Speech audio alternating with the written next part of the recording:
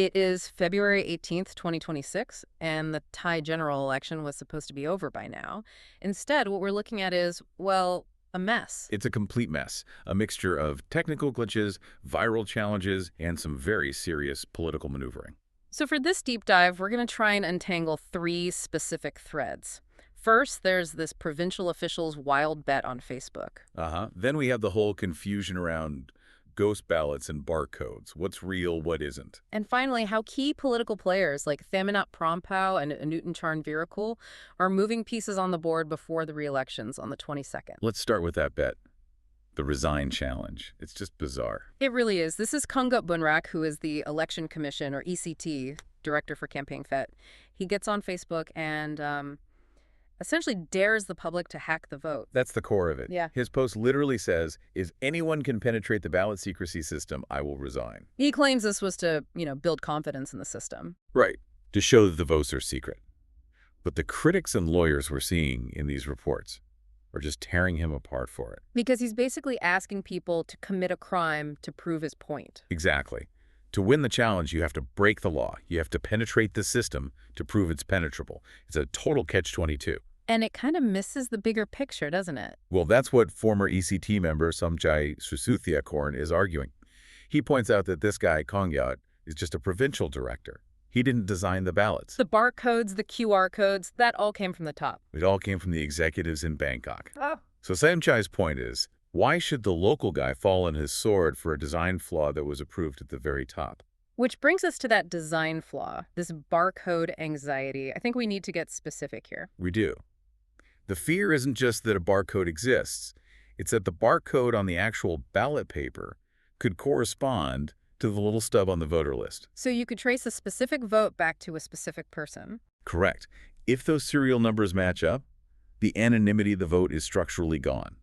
And that's the absolute core of the mistrust we're seeing. And the official response hasn't helped things at all. I mean, the Bangkok ECT director admitted he doesn't even know which ballots they're using for the re-election this Sunday. That was a stunning admission.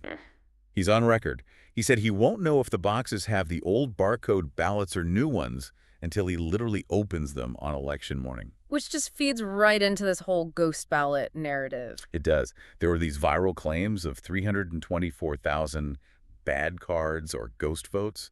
Now, the ECT says this is fake news. Check our website. But at the same time, they did order a recount in Campaign FET. They did. Because 2 ballots just vanished. They're blaming it on human error, on staff being tired. But when you admit to errors like that on the ground, it makes it a lot harder to dismiss the bigger conspiracy theories. It gives them oxygen. So, okay, while all this technical legitimacy is crumbling, the political players are making their moves. Let's talk about Captain Thamanat Prompau.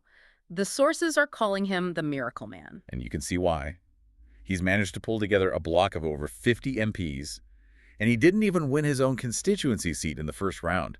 That takes some serious skill. And he's using that influence to send a message. A very clear warning. Do not void this election.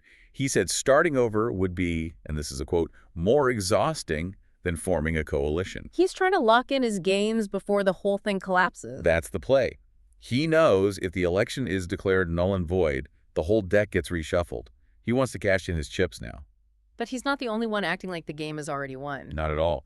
Anutin Charnvirakul from the Bumdidatai party he's practically moving into government house. His party got a landslide, over 190 seats. But the optics here. He's reportedly already using the Prime Minister's Rolls Royce. And he reinstalled the Narasimha idol at government house.